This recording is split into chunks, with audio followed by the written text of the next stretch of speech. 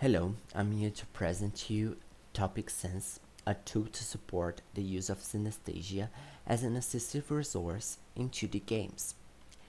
Synesthesia refers to a situation in which sensations of stimulus are perceived through different senses.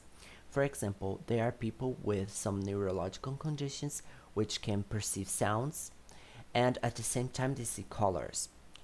And in computer science, we have the concept of algorithmic synesthesia, which comprises multimedia processes in which sounds, images, and haptic sensations have as generators the same computational process or data source. For example, when you play a game, you hear a sound and at the same time you feel your controller vibrating. In regarding this context, we have some problems. We observe some problems. Accessibility in games is not always prioritized as it should.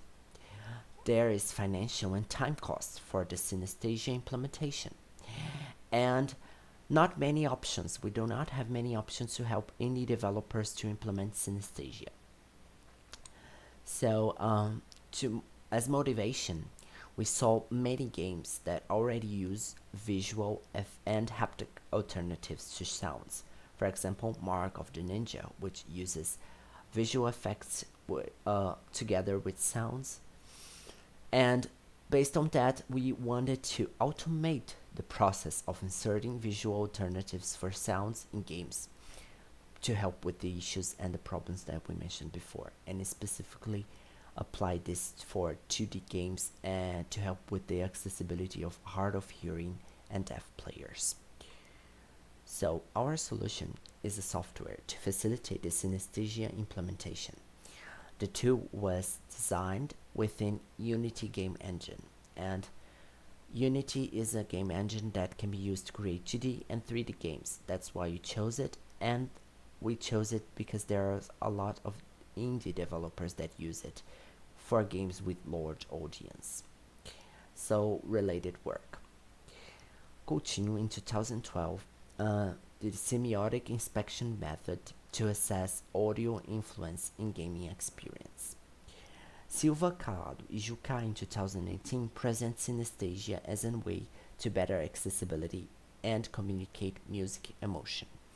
And we perceived that there's not a lot of work in this area, and that's why it's very important our work to contribute to foment further work in the area.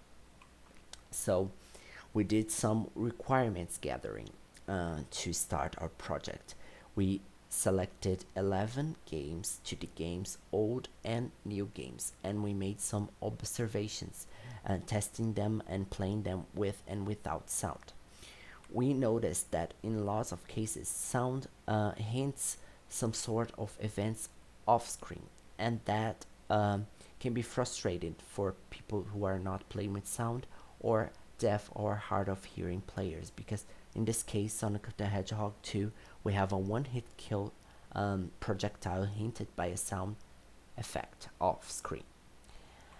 We have also other sounds used to hint secret levels, and in this case in Rayman Origins it hints a level which provides points or scores so you can unlock other levels, and so the player that does not hear the sounds, it has a little bit of disadvantage here.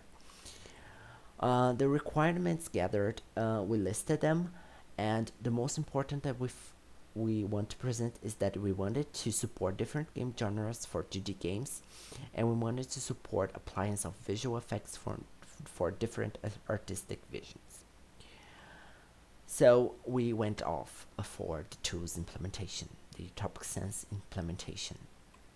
To implement it, we mapped volume to opacity, frequency to color, sound rich to visual effect rich.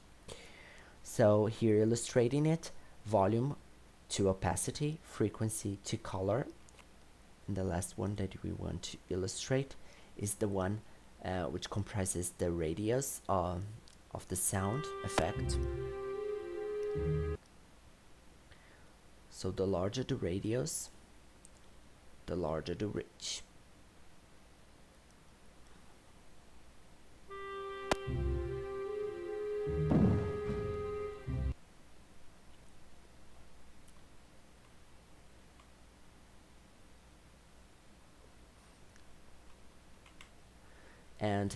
As for frequency mapping, we discretized the sound in 512 samples based on empirical analysis that we made, and we used FFT window Blackman Harris. The FFT window, we used Blackman Harris because it didn't impact on the performance, and the calculation provided more accurate values. As for the interface, we have a standard and simplified interface. The difference between them is basically this one is going to map the frequency to sound effects, and this one will not map them. It's just a simplified version. And as for the functionalities, we can apply any figure to any effect. The user can change the effect emission speed to low to extreme as shown here. And we have also shaders, default, multiply, and additive shaders. And here is a little video showing how to apply the UtopicSense. So you access it through window UtopicSense, and you can attach anywhere in the interface. And here we have a scene, a prototype scene by Unity. Hello.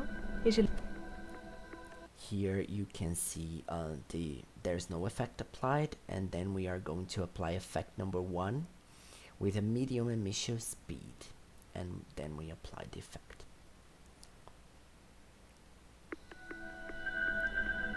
Hello. Is it Lamandonka? As you can see, the effect worked, and it was very simple to apply.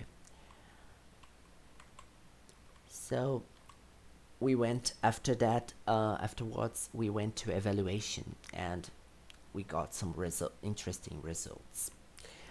First of all, we wanted to evaluate ourselves. We wanted to check the robustness of the tool in different game projects. So we selected 5 Unity projects to use UtopicSense and applied, and we saw some little problems, and we fixed them before the next step, which was the preliminary evaluation, which consisted in an assessment with Unity users in a semi-controlled environment.